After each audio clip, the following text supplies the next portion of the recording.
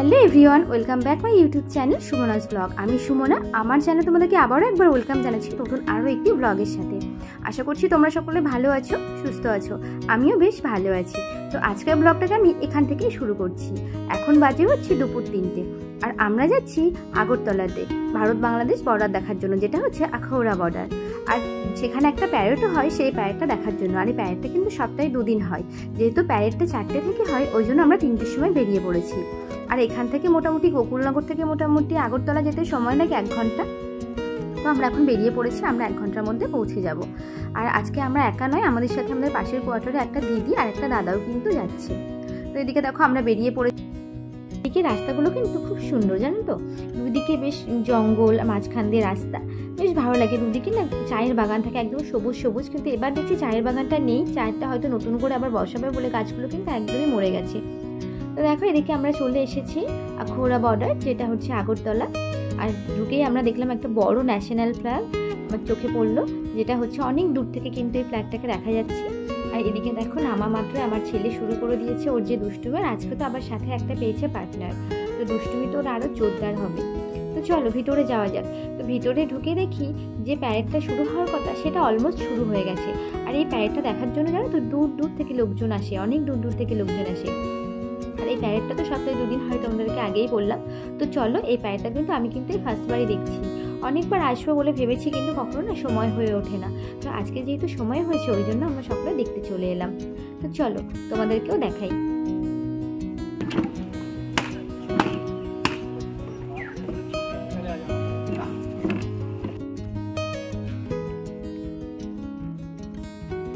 আর এই প্যারেডটা হচ্ছে ভারত বাংলাদেশ প্যারেড।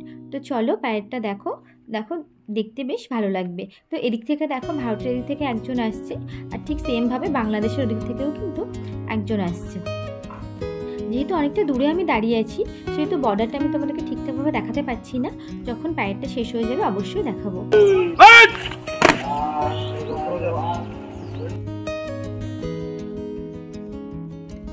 আর এই প্যারেডটা শেষ হওয়ার পর কিন্তু দেখো দুটো দেশের জাতীয় পতাকাকে কিন্তু এভাবে ধারণ করা হয়। তো এদিকে প্যারেডটা শেষ হয়ে গেছে, আর আমরা চলে এসেছি দেখো একদম বাংলাদেশের কাছে। ওপারটা দেখো বাংলাদেশ, তোমরা দেখে বুঝতেই পারছো। দেখো অনেক লোক জমায়েত হয়েছে কিন্তু প্যারেড শেষ হওয়ার পর।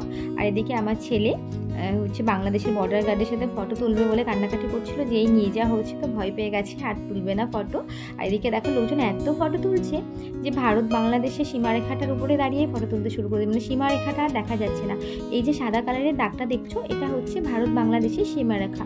ওদিকটা হচ্ছে বাংলাদেশ আর এদিকটা হচ্ছে ভারত, আর এটা হচ্ছে আমাদের ভারতের পিলার নাম্বার। আর এখানে দেখো ভারতের সীমানা শেষ হচ্ছে আর শুরু হচ্ছে বাংলাদেশ। বাংলাদেশ কিন্তু এখান থেকে 0 কিলোমিটার, মানে বুঝতে পারছো। আমি যে দিকটাতে দাঁড়িয়ে আছি এটা হচ্ছে ভারত, ওদিকটা বাংলাদেশ। আর দেখো এগুলো হচ্ছে বাংলাদেশের লোকজন, পাসপোর্ট দেখিয়ে ওনারা মানে ভারতে আসছেন। আর দেখো এগুলো হচ্ছে বাংলাদেশের বর্ডার গার্ড, আমরা যেরকম বিএসএফ বলে থাকি, আর এগুলো হচ্ছে বাংলাদেশের বর্ডার গার্ড, মানে বাংলাদেশের এদিকে বলা হয় বিজেপি। আর এপাটা দেখো বাংলাদেশের লোকজন ওখানে সব দাঁড়িয়ে আছে। তো ওখান থেকে আমরা চলে এলাম ব্যারাকে, যে ব্যারাকটাতে তোমাদের দাদা ভাইয়ের আগে থাকতো। এখানে যখন আগরতলা বর্ডারে ছিল না, তখন এই ব্যারাকগুলোতে ওরা থাকতো।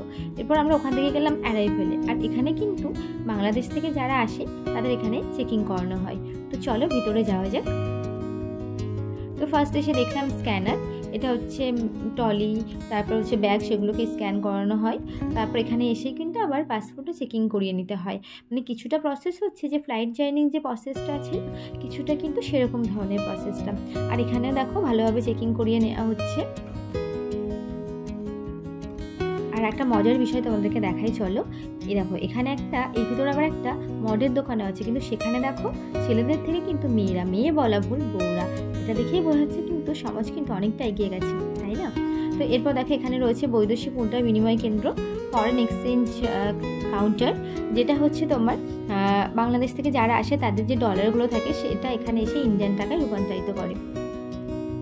তারপর ওখান থেকে দেখার পর আমরা বেরিয়ে গেলাম, যেহেতু আমরা একটু শপিং করতে যাবো আর আমরা একটু বাংলাদেশের ওদিকটাও দেখতে যাব, ওই জন্য আমরা বেশি দেরি করলাম না এখানে। আর এই দুটো দেখো ভিতরে একটা দোকান ছিল, সেখান থেকে না চকলেট কিনেছি, কিনে দেখো বসে বসে বেশ মজাই আছে দুজনে।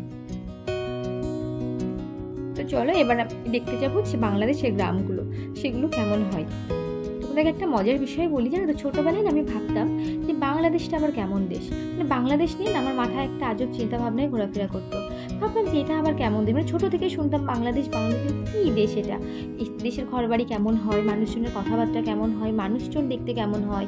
একবার ভাবতাম কি মানুষজন কি সে আফ্রিকার মতো দেখতে হয়, কি মানে বুঝতে, মানে এরকম আজব আজব চিন্তা ভাবনা মাথায় ঘুরতো। আবার ভাবতাম যে বর্ডার, সেটা আবার কি, বর্ডার কি একটা নদী পার হয়ে কি যেতে হয়, কিংবা একটা ঘরের মধ্যে কি কিছু করতে হয় গিয়ে, মানে এরকম কিছু চিন্তা ভাবনা আমার মাথার মধ্যে সবসময় ঘোরাফেরা করতো। তো যখন প্রথম আমি এখানে এসেছিলাম, তো তোমাদের দাদাভাই আমাকে দেখতে নিয়ে এসেছিলো, সেদিন প্যারেডটা দেখতে পাইনি, শেষ হয়ে গেছিলো, কিন্তু এই মানে কাঁঠা তারের বেড়া এটা আমাকে দেখাতে নিয়ে এসেছিলো। তো তখন আর দেখে আমি ভাবি যে এটা আবার কি। তো তোমাদের দাদাভাই বলছে এটাই তো ভারত বাংলাদেশের যে মানে সীমানা যে কাঁটা তারের বেড়া হয় সেটা। ও বাবা, এরকম হয়, আমি তো অন্য কিছুই ভাবতাম। তো যাই হোক, দেখো এদিকে চারিদিকে সবুজ সবুজ, দেখতে কিন্তু ভীষণই ভালো লাগছে। তো আমরা প্রায় চলে এসেছি বাংলাদেশের কাছে। আর এটা দেখো ছেলেপিলেগুলো এখানে খেলা করছে। এখান থেকে একটা গেট রয়েছে, এই গেটটা নাকি তোমাদের দাদাভাই বলছিল, আমি তো জানি না, ওকে জিজ্ঞাসা করলাম যে গেটটা কী হয়, বললো যে এর মধ্যে নাকি ভারতের অনেক কি জমি জমা আছে, যাই হোক জানি না। তো এই গেট দিয়ে প্রবেশ করে। আর এখানে দেখো বিএসএফরা ডিউটি করছে। তোমরা একবার ভেবে দেখো, এই খালি রাস্তায় এরকম বন জঙ্গলের ভিতরে দাঁড়িয়ে একা একা ডিউটি করতে হয়। আর এদিকে দেখো, মানে এদিকটা না অনেকটা কি একদমই গ্রাম্য এলাকা। আর এদিকটা দেখো বাংলাদেশের লোকজন সব চাষবাস করেছে। আর বাংলাদেশের বাড়ি দেখো, বাংলাদেশের বাড়িগুলো কিন্তু একদমই টিনের বাড়ি, মানে বেশিরভাগ বাড়ি কিন্তু টিনের বাড়ি বাংলাদেশে। দেখো ওদিকে সব বাংলাদেশের বাড়িতে বাংলাদেশের লোকজন সব চাষবাস করেছে, সব দেখা যাচ্ছে।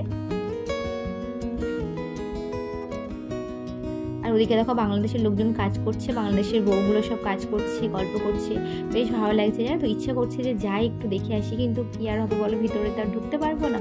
তো বাইরে থেকেই দেখে নিলাম। তো ওখান থেকে দেখার পর আমরা চলে এলাম আগরতলাতে। আগরতলা এসে নাকি এই ফুচকাটা নাকি ভীষণ ফুচকা ভালো বানায়। তো এখানে সবাই ফুচকা খেতে লেগে গেল। আমি তো মানে লঙ্কা আলু মাখাতে এত পরিমাণে লঙ্কা দিয়েছে দেখি আমি আর ভয়ে খেলাম না। এই দি ভাইরা আর আমার হাজব্যান্ড ওরা খেলো। তো খাওয়ার পর সেখান থেকে আমরা চলে এলাম বিশাল মেগামার্টে কিছু শপিং করার জন্য। আমাদের সাথে যে দিভাইটা এসেছিল, ওই দিভাইয়ের মেয়ের স্কুলে প্রোগ্রাম আছে, ওর জন্য রেড কালারের ড্রেস পরতে হবে। তো ওর জন্য গিয়েছিলাম রেড কালারের ড্রেস খুঁজতে, কিন্তু বিশ্বাস করো একটা ড্রেসও পাওয়া যায়নি। রেড তো নেই, সব হোয়াইট কালার। আর বিশালে কিন্তু বেশিরভাগ মানে কালার খুব হালকা কালারের ভিতর হয়, লাইট কালার হয়, একদমই কিন্তু ডিপ কালার বিশালে খুব একটা পাওয়া যায় না। তো এখানে পেলাম না, ওখান থেকে না পেয়ে আমি আর দিভাই চলে গেলাম একটু গ্রসারি আইটেমে। বিশালে আসবো, গ্রসারি আইটেমে যাবো না, এটা আবার হতে পারে নাকি। তো চলে গেলাম। আর বিশ্বাস করো, আমার তো গ্রসারি আইটেমে ঢুকলেই হাত পা নিষ্পিস করে, মানে মন সারাক্ষণ মাথার মধ্যে ঘুরতে থাকে, কিনেবো, কিন্তু কিছুই নেওয়ার নেই। কি আর করা যায়, কিছু না পেয়ে আমি কটা চামচি উঠিয়ে নিলাম, যেটা আমার দরকার ছিল। যাই হোক, হঠাৎ করে মনে পড়ে গেল, সেটাই ভালো। দিভাই অনেক কিছু জিনিস নিয়েছিল, প্লেট, তারপর হচ্ছে চামচ, বাটি, অনেক কিছু নিয়েছিল। আমি আজকে আর তেমন কিছু নিইনি, কারণ আমি তো কোয়ার্টার আসার আগে অনেকটাই শপিং করেছি, যেটা তোমাদেরকে দেখিয়েছিলাম, ওই জন্য আমি আর আজকে কিছু নিইনি। তো বিশালে ওখান থেকে জামা পাওয়া গেল না, যার জন্য আমরা আবার চলে গেলাম সিটি কার্টে। তো চলো ওখানে গিয়ে দেখা যাক জামা কাপড় আছে কি না। তো এখানে এসে কি বলো তো, রেড কালারের ড্রেস ছিল, কিন্তু যেরকম ধরনের ড্রেস দিভাই খুঁজছিল, মানে ফাংশানে পরে যাওয়ার মতো সেরকম ড্রেস ছিল না। ছিল হচ্ছে নিচে একটা মানে প্যান্ট, উপরে রেড কালারের গেঞ্জি মতো এরকম ছিল, একদমই অর্ডিনারি বলতে পারো। তো ওগুলো কোনো দরকারই লাগবে না, তো ওর জন্য নিলাম না। ওখান থেকে আমরা চলে এলাম আগরতলাতে যে মেলা হচ্ছে, বই মেলা, সে বই মেলাতে।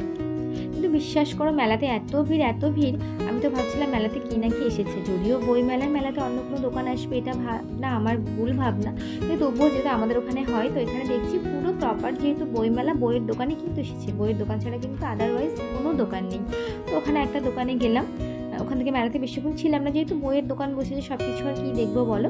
তো ওখান থেকে বেরিয়ে আমরা একটা দোকানে গেলাম, গিয়ে কি খাবো ওরা পকোড়া নিলাম। আর বলছিল সবাই যে বিরিয়ানি পার্সেল করে বাড়িতে নিয়ে যাবে, কিন্তু বিশ্বাস করো বিরিয়ানি দেখে আর বিরিয়ানি খেতে ইচ্ছা হলো না। তো সকলে একটা করে এরকম ভেজ পকোড়া নিয়ে নিলাম। আর আমি কিছু পকোড়া পার্সেল করে নিয়েছিলাম আমাদের জন্য, দিভাইদের জন্য। তারপর ওখান থেকে আমরা বেরিয়ে পড়লাম। আর দেখো ফিরে এসে দেখি গেটে তালা লেগে গেছে, মানে এতটাই ফিরতে আমাদের দেরি হয়ে গেছে।